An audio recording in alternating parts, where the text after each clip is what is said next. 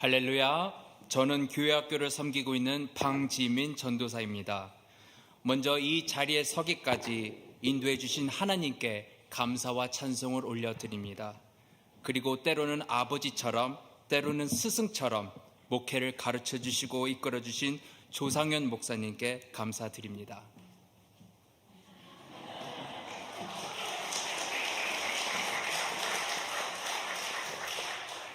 또한 지난 6년 동안 저를 아들처럼 손자처럼 예뻐해 주시고 격려해 주신 모든 성도님들께 진심으로 감사드립니다.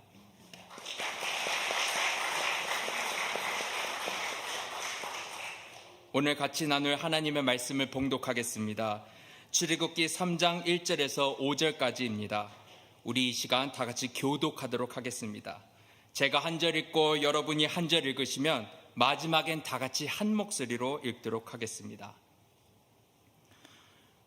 모세가 그의 장인 미디안 제사장 이드로의 양떼를 치더니 그떼를 광야 서쪽으로 인도하여 하나님의 산 호렙에 이르매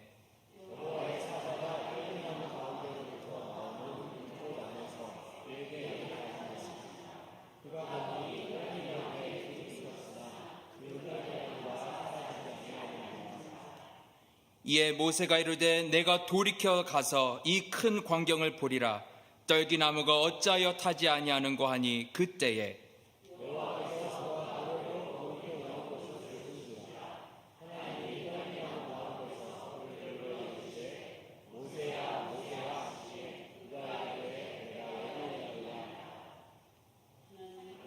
하나님이 이르시되 이리로 가까이 오지 말라. 내가 선 곳은 거룩한 땅이니 내 발에서 신을 벗으라. 아멘. 저는 2017년에 성류한교회에 와서 성가대로 섬기다가 2019년부터 초등부 전도사로 섬기게 되었습니다. 그리고 2020년에 코로나가 터지고 그 어려운 시기를 여러분과 함께 보냈기에 저희 교회 성도님들이 누구보다 더 애틋하고 또 새로운 목회지로 나가면서 아쉽고 감사한 마음이 큰 것 같습니다. 이렇게 만감이 교차되는 이 자리에 서서 마지막으로 어떤 말씀을 나누면 좋을까 고민이 됐습니다. 그리고 기도하면서 문득 생각나기를 몇 분의 성도님께서 저를 대견스럽게 바라보시고 또 어떤 분들은 저를 측은히 보시면서 제가 어떻게 목회자로 부르심을 받았는지 물어보신 게 생각났습니다. 여기서 제가 다 말씀드릴 수는 없지만 제가 목회자로 되기로 결심한 결정적인 순간 그 하나를 간증으로 말씀을 시작하고자 합니다. 저는 모태신앙으로 서울의 광림교회에서 믿음 생활을 하며 자랐습니다. 제가 10살 때 하나님을 인격적으로 만나고 저희 어머니와 함께 담임 목사님을 찾아가 목회자로 서원했습니다. 그리고 중학교, 고등학교, 대학교를 다닐 때까지 사람들이 저를 목사라고 불렀습니다. 야야야 저기 목사 온다. 목사 걔 어디 갔어? 제 이름보다 목사라고 더 많이 불렸던 것 같아요.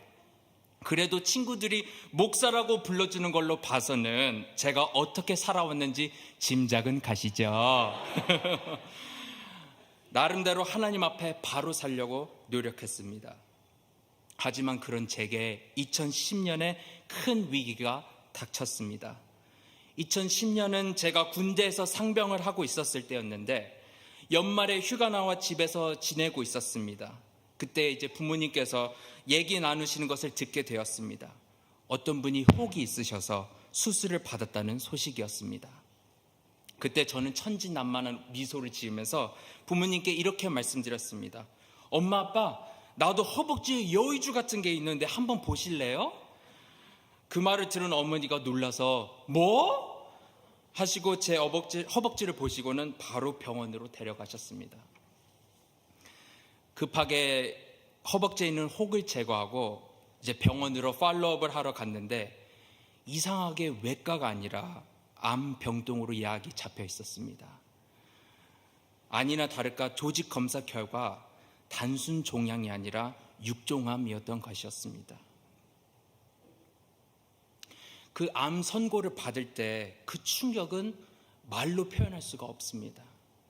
뒤통수를 세게 얻어맞은 느낌이었습니다. 외래 가족이 함께 왔는데도 불구하고 세상에 나 혼자 서 있는 외로움과 절박함. 여러분도 무슨 느낌인지 아실 겁니다. 내가 아프면 아무도 누가 바로 옆에 있어도 나는 늘 혼자야. 아픈 것도 결국은 나야. 아무도 이 아픔을 몰라. 나만 알지. 또 그 짧은 시간에 들었던 생각은 내가 무엇을 잘못했길래 이런 일이 나한테 생기지? 그리고 죄송합니다. 어머니에게 이렇게 말씀드렸어요. 엄마, 나 생각할 시간을 갖고 싶어요.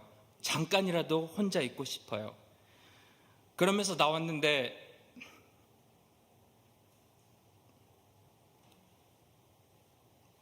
죄송합니다. 정작 갈 곳이 없는 거예요.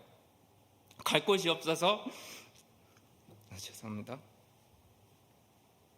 갈 곳이 없어서 1층 병원 로비에 앉아서 혼자 울었습니다.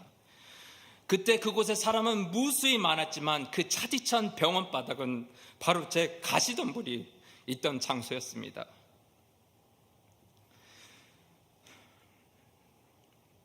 (22년) 동안 나의 신앙생활이 실패처럼 느껴졌고 나의 믿음이 한순간에 무너지는 것 같았습니다. 또 나름 몸 관리도 열심히 한다고 했는데 이 모든 것이 부질없구나 하고 생각될 만큼 삶의 실패와 한계를 느꼈습니다. 그런데 그 자리에는 저뿐만 아니라 하나님도 함께 계셨습니다. 밀려오는 울음을 다 울고 마음을 가다듬어 하나님께 기도했습니다. 지푸라기라도 잡는 심정으로 기도했습니다. 살아계신 하나님, 주님이 저를 살려만 주시면 주님의 종이 되어 주님의 일을 하겠습니다. 그때 그 기도를 드리는 순간 이상하게 마음의 평안이 찾아왔습니다. 그리고 드는 생각은 살았구나. 주님이 내 기도를 들으셨구나. 할렐루야. 제 수술과 방사선 치료를 받는 동안 저의 초점은 왜 내게 이런 일이 생겼는가에서 내가 이 어려움을 어떻게 하나님과 함께 헤쳐나갈 것인가에 맞춰졌습니다. 여러분, 몸이 아프면요, 사람 만나기가 귀찮아져요. 위로조차도 받기 힘들어집니다. 그러면서 점점 나 혼자 고립되어져 갑니다. 이처럼 세상에 홀로 남겨진 고아와 같다고 생각한 저를 하나님께서는 혼자 두지 않으시고 저와 함께 계셨습니다. 아들아, 너는 혼자가 아니야. 내가 너와 함께 있어. 또 이 시간을 잘 헤쳐나갈 수 있도록 하나님께서는 어머니와 가족을 믿음의 동역자로 주셨습니다. 제 어머니는 지금도 말씀하세요. 지민아, 하나님이 너는 내 것이라, 너는 내 종이라 허벅지에 도장을 콱 찍은 것을 절대 잊어버려서는 안 돼. 알았지? 이토록 하나님은 제 약함을 통해 제가 목회자로 다시 한번 거듭날 수 있도록 주님께서는 제게 큰 축복을 주셨습니다. 목회자로 새 소명을 받았습니다. 말씀을 준비하면서 저로 목회자로 부르신 이 과정을 다시 생각해 볼 때 성경에서 한 사람이 떠올랐습니다. 바로 모세입니다. 모세도 인생의 실패를 처절하게 느낀 사람입니다. 삶의 정점에 갔다가 바닥으로 내려침을 당했습니다. 오늘 본문은 하나님이 그 모세를 부르시는 장면입니다. 모세가 서 있던 그 광야는 제가 살아계신 하나님을 만난 병원 로비를 연상케 합니다. 하나님께서는 모세에게 불타는 떨기나무 가운데 나타나셨는데 문득 제가 궁금해졌습니다. 아니, 성경에는 하나님을 나타내는 나무나 식물도 많은데 왜 하필 떨기나무일까? 성전에 사용된 백향목도 있고 나는 포도나무요 너는 가지라고 할 때 그 포도나무도 있는데 또 이왕 하나님이시면 광야에 널브러져 있는 떨기나무보다 과실 많이 달린 나무가 광야에 떡하니 있으면 이게 정말 진짜 하나님이시로구나 할 텐데 왜 하필 떨기나무일까? 이 떨기나무는 사실 가시덤불에 속한 식물입니다. 우리가 생각했던 거창한 나무의 이미지보다는 볼품없고 초라한 연약한 덤불입니다. 거기에다가 가시까지 있습니다. 이런 가시덤불이 창세기 3장에 나오는데 아담과 하와가 선악과를 먹고 그 죄의 결과를 받는 이야기입니다. 여기서 우리가 본문을 자세히 보면 하나님께서는 아담에게 직접 저주하지 않고 바로 땅에다가 하는 것을 알 수 있습니다. 우리 이 시간 다 같이 한 목소리로 읽겠습니다. 땅은 너로 말미암아 저주를 받고 너는 내 평생에 수고하여 그 소산을 먹으리라. 땅이 내게 가시덤불과 엉겅퀴를 낼 것이라. 흙으로 지음받은 우리는 가시덤불과 엉겅퀴를 내는 땅의 습성을 물려받았습니다. 가시덤불은 죄로 인해 무너진 인간의 모습, 우리의 연약함, 우리의 실패와 한계를 상징적으로 보여주는 것입니다. 우리가 아는 유명한 속담이 하나 있죠. 콩 심은 데 콩 나고 팥 심은 데 팥 난다. 우리의 행실과 노력에 따라서 그 결과가 나온다는 것입니다. 이처럼 하나님은 원래 이 세상을 질서 있게 창조하셨습니다. 하지만 죄로 인해 그 질서가 무너지게 되었습니다. 우리가 팥을 심으면 늘 팥이 났습니까? 어쩔 때는 아무것도 나지 않는 적도 있습니다. 더 심각한 경우는 팥을 심었는데 가라지나 가시덤불이 나기도 합니다. 이처럼 우리는 종종 한계와 실패를 경험합니다. 우리의 연약한 모습을 마주봐야 할 때가 있습니다. 이러한 가시덤불의 의미를 가지고 오늘 본문을 볼 때 모세가 본 가시덤불은 무엇을 의미합니까? 바로 모세의 연약한 모습, 모세의 실패와 한계를 보여주는 것입니다. 이 모세는 비록 히브리 출신이지만 이집트의 귀족으로 살았습니다. 자신의 출신으로 인해 갈등은 있을 수는 있겠지만 그래도 그에게는 보장된 미래가 있었습니다. 이런 모세가 자신의 동족 히브리 사람을 도와주다가 그만 이집트 사람 한 명을 죽이고 맙니다. 나중에 히브리 사람들끼리 치고받고 싸우는 것을 본 모세가 중재하려고 나섭니다. 그때 그중 한 명이 모세에게 말합니다. 누가 너를 우리를 다스리는 자와 재판관으로 삼았느냐? 내가 애굽 사람을 죽인 것처럼 나도 죽이려느냐? 좋은 의도로 자신의 동족인 히브리인 사람을 도와주려는 것이 이집트 사람을 죽이게 되었습니다. 그리고 그 도와줬던 동족에게마저 외면당하고 버림을 받았습니다.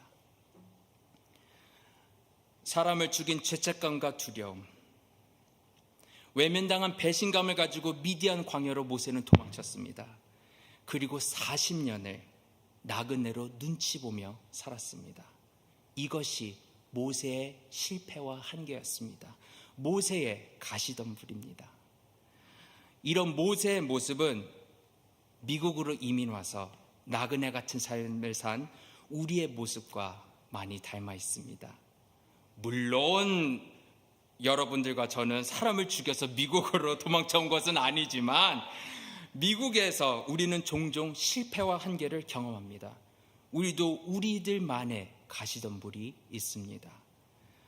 하나님이 모세를 파라오에게 보낸다고 하셨을 때 모세는 이렇게 대답합니다. 나는 입이 뻣뻣하고 둔합니다. 우리도 미국에서 영어로 말할 때 이상하게 입이 뻣뻣하고 둔하지 않습니까? 나는 생각한 아이디어도 많고 말하고 싶은 것도 많은데 이 언어 때문에 아쉬울 때가 한두 번이 아닙니다.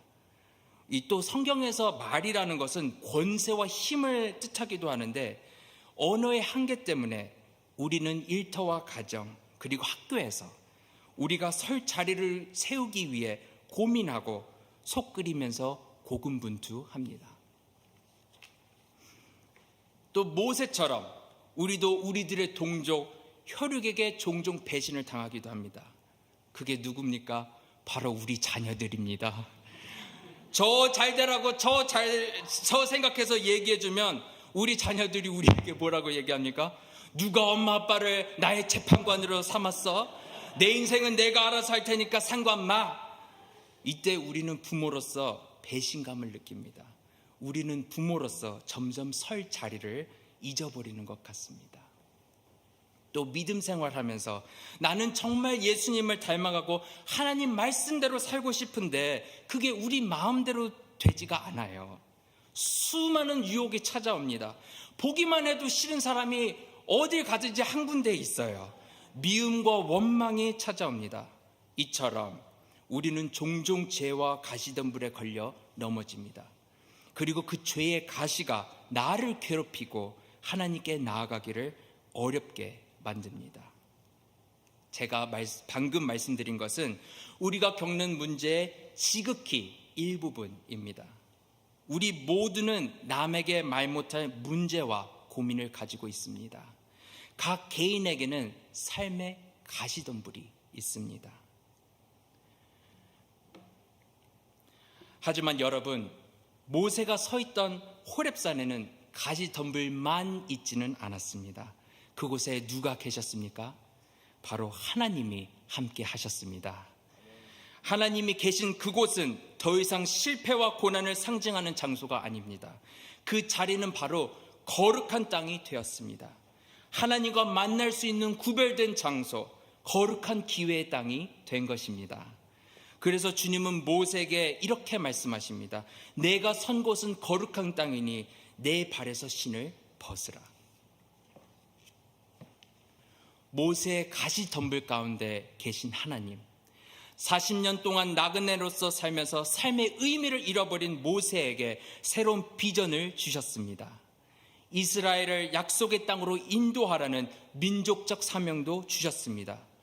동족에게 외면당하고 정체성을 잃은 모세에게 하나님은 자신을 뭐라고 소개하십니까? 나는 내 조상의 하나님이니 아브라함의 하나님, 이삭의 하나님, 야곱의 하나님이라. 하나님께서는 모세가 잃어버린 배경을, 믿음의 정체성을 되찾아 주셨습니다. 모세는 자신의 가시덤불 가운데 하나님을 만났습니다. 가시덤불 같은 모세의 삶 가운데 하나님은 소멸치 않는 불로 함께 하셨습니다. 그리고 새로운 사명을 주셨습니다. 모세는 잃어버린 자기 자신을 되찾고 하나님과 새로운 삶을 시작하였던 것입니다. 이처럼 우리의 가시덤불 가운데서도 하나님은 소멸치 않는 불로 우리와 함께 계십니다. 본문 3절에 보면 이렇게 적혀 있습니다. 우리 다 같이 읽도록 하겠습니다. 모세가 이르되 내가 돌이켜 가서 이 큰 광경을 보리라. 이 짧은 구절엔 귀한 영적인 비밀이 담겨 있습니다. 여기서 돌이킨다는 말은 죄송합니다. 히브리어로 쏘인데 몸을 틀어 방향을 바꾼다라는 의미를 가지고 있습니다. 다시 말해 모세는 가시덤불을 볼 때 자신의 방향을 바꿔서 하나님께 틀어서 나아간 것입니다. 우리도 우리의 가시덤불을 마주하게 될 때 우리의 초점을 하나님께 맞추고 우리의 삶의 방향을 하나님께 맞춰 가시기를 바랍니다. 그리고 우리 삶의 가시덤불 가운데 계신 하나님을 뜨겁게 만나시기를 주님의 이름으로 축복합니다. 하나님은 우리를 치유하여 주십니다. 회복시켜 주십니다. 우리에게 새 소명을 주십니다. 우리가 믿음으로 다시 일어설 수 있도록 붙들어 주십니다. 이제 말씀을 마치면서 제가 어렸을 때 경험했던 것을 하나 더 나누고자 하는데 오늘 제 얘기만 해서 너무 죄송합니다. 용서하시기 바랍니다. 이제 제가 초등학교 5학년 때 제가 목표가 2개가 있었는데 첫 번째가 성경 일독하기, 그리고 두 번째가 방언 받아서 방언으로 기도하기였습니다. 이 첫 번째 목표를 달성하기 위해 오매불망 성경 일독을 하느라 학교에 쪽 성경을 가지고 와서, 그때 당시에 파트너 성경이라고 이렇게 쪽 성경이 있었습니다. 그것을 학교에 가지고 와서 성경을 읽었습니다. 하라는 공부는 안 하고 그런데 그게 다른 친구들 눈에 좀 많이 이상하게 보였나 봅니다. 제게 친구가 1명씩 2명씩 이제 떠나더니 결국 왕따가 돼버리고 말았습니다. 하루는 점심시간에 점심을 먹고 휴식 시간이 있잖아요. 근데 이제 그때 친구가 없으니까 혼자 있기 참 뻘쭘하고 쓸쓸했던 기억도 있습니다. 그런데 그때 주님이 저를 학교 정원으로 부르셨습니다. 거기에 아치 모양으로 된 터널이 있었는데 붉은 장미꽃으로 가득 피워졌습니다. 그리고 주님이 저에게 물어보세요. 지민아, 무엇이 보이니? 네, 장미꽃이요. 그러면 그 밑에는 뭐가 보이니? 네, 가시요.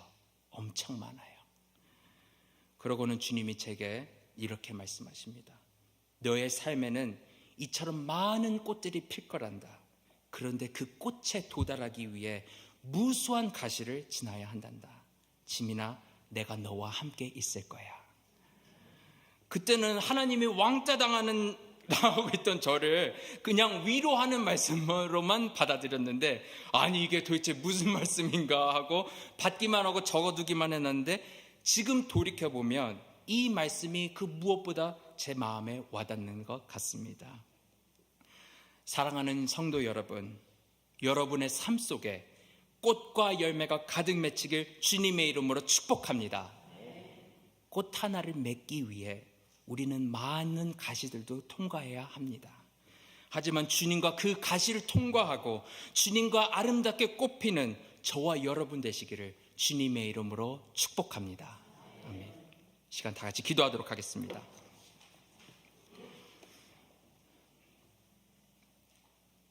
살아계신 하나님, 이 미국 땅에서 저희들이 나그네같이 광야를 지나갑니다. 주님, 저희들에게 삶에 문제가 있습니다. 고난이 있습니다. 우리들만의 가시덤불이 있습니다. 주님, 저희들을 불쌍히 여겨 주시옵소서. 우리의 가시덤불을 통해 지금도 살아계셔서 역사하시는 주님을 뜨겁게 만나게 하여 주시옵소서. 우리가 서 있는 그 자리가 거룩한 땅이 될 수 있도록 주님 변화시켜 주시옵소서. 주님께 모든 감사와 찬송을 올려드리며 우리의 산소망 되시는 우리 주 예수 그리스도의 이름으로 간절히 기도드리옵나이다. 아멘.